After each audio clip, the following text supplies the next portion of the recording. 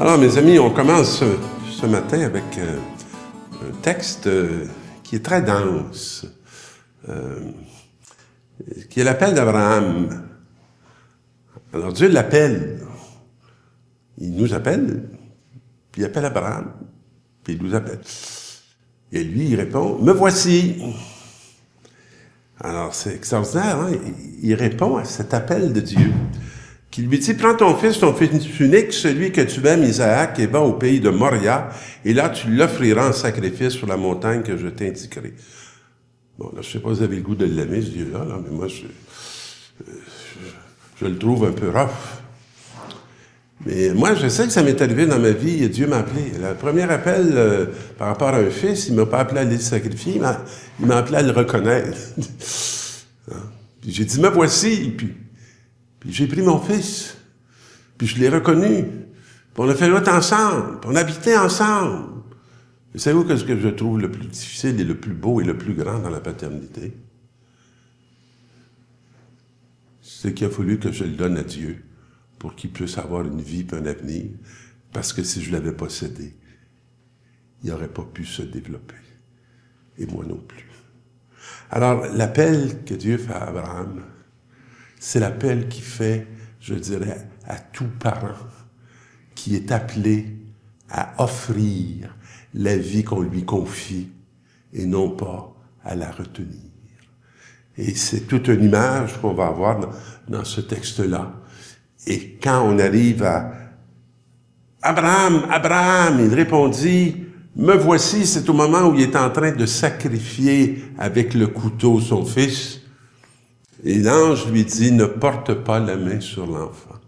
Dieu ne veut pas la mort de nos enfants. Dieu ne veut pas la mort de son fils. Dieu veut le salut de tous ceux qui l'aiment. » Et dans le deuxième texte, ce qu'on va voir, c'est Dieu qui est en train de faire ce qu'il demande à Abraham. Il envoie son Fils. Il envoie Jésus, Christ. Alors, frères, si Dieu est pour nous, qui sera contre nous? Il n'a pas refusé son propre Fils, il l'a livré pour nous tous. Quelle grâce de paternité! Quelle grâce extraordinaire! Moi, je sens ça quelque part. J'étais, dans mes premières années de ministère, au moment où, dans le fond, je vivais en grande proximité avec l'autre, il me suivait beaucoup. Pendant les vacances d'été, il était avec moi. J'allais prêcher, il venait avec moi. Il venait dans les interventions que je faisais. Et j'étais tellement conscient que d'offrir mon fils à la communauté était le plus grand cadeau que je pouvais leur offrir. Et comment il a chaviré et qu'il a bouleversé, et je pourrais dire comment nous avons bouleversé beaucoup d'hommes et de femmes, tout étonnés de ce lien particulier et privilégié entre un prêtre et un enfant qui avait un handicap physique.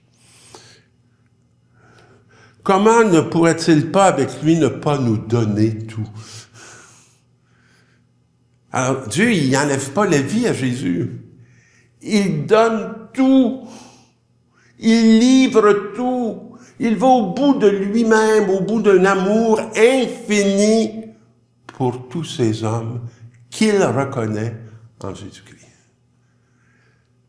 Qui accusera ceux que Dieu a choisis? Parce que c'est sûr que Paul se fait accuser. Il y a beaucoup de frères de sang et de foi de Paul qui vont l'accuser après sa conversion. Il y a beaucoup de tension à annoncer la bonne nouvelle parce qu'elle est souvent à contre-courant de la logique humaine. Une logique captive, alors que l'autre est une logique, je dirais, libératrice. Puisque c'est Dieu qui justifie, c'est Dieu qui rend juste ce qui est fou aux yeux du monde. Qui pourra condamner, puisque Jésus-Christ est mort, plus encore, il est ressuscité. Vous savez, si on arrête sa mort, là, il y a un bout de route qu'on n'a pas fait. Puis il est bien important, ce bout de tout-là, parce que ça donne sens, puis ça illumine tout le restant. On meurt pas par plaisir de mourir. On meurt parce qu'il y a une lumière qui va être révélée. Il est ressuscité, il est assis à la droite de Dieu, il intercède pour nous. Alors, il n'est pas dans le néant. Alors Pierre, Jésus prend avec lui Pierre, Jacques et Jean et les amène eux seuls à l'écart sur une haute montagne. Alors, il va dans cette intimité leur faire expérimenter quelque chose. Il fut transfiguré devant eux. Je ne sais pas si ça vous est arrivé déjà tout à coup de voir quelqu'un que vous connaissez depuis fort longtemps et tout à coup dans une situation très particulière. Il y a quelque chose qui vous apparaît de cette personne que vous aviez jamais vue, même si vous étiez très intime. Et là, il y a quelque chose qui vous saute aux yeux. Ses vêtements devinrent resplendissants. Bon. Vêtus de lumière. C'est lumineux. D'une blancheur telle que personne sur terre ne peut obtenir une blancheur pareille. Donc, cette blancheur-là, cette lumière-là, elle vient d'ailleurs. Elle ne vient pas de la terre. Elle vient d'ailleurs. Elle vient de Dieu. Elle vient d'un amour qui est plus qu'humain. Et Élie leur apparut avec Moïse et il s'entretenait avec Jésus. Alors, il y a une conversation. Conversez-vous avec l'Ancien Testament, avec la loi et les prophètes. Moi, je converse tous les jours parce qu'habituellement, on en a dans les textes de l'Écriture qui nous sont proposés à l'Eucharistie, plus toutes les autres lectures, plus toutes les autres prières qu'on fait, inspirées de Moïse et d'Élie, de la loi et des prophètes. Puis c'est une conversation passionnante. Passionnante. Quand je m'assois le matin pour prendre mon office, j'ai toujours hâte de voir ce qu'elle va me dire. Ce que Dieu va me dire à travers elle. Parce que la lumière de ces paroles d'il y a 2000 puis 4000 ans, ils viennent éclairer mon présent, qui a besoin d'être éclairé. Sinon, il est opaque. Je comprends pas. Je ne saisis pas. Ça me dépasse. Mais en Dieu, ça s'éclaire. Alors, Rabbi, il est heureux que nous soyons ici. Dressons donc 3 tentes, une pour toi, une pour Moïse et une pour Élie. De fait, ils ne savaient que dire, tant était grande leur frayeur. Alors, comme ils savent pas quoi dire, ils vont se mettre en action. On fait ça, nous autres, des fois, on fuit plutôt qu'écouter. Et on sort du moment présent. Et on a peur de pas comprendre. On a peur d'être dépassé. Il faut pas avoir peur d'être dépassé. Il faut se réjouir d'être dépassé parce qu'il y a quelqu'un qui vient tout le temps nous éclairer. Puis il y a quelqu'un qui est la lumière de nos vies. Le Christ est la lumière de nos vies. Alors, survint une nuée qui les couvrit de son ombre. Alors, c'est intéressant, hein? Ils vont être couverts d'un ombre. Et c'est ce qui est arrivé à Marie à l'Annonciation.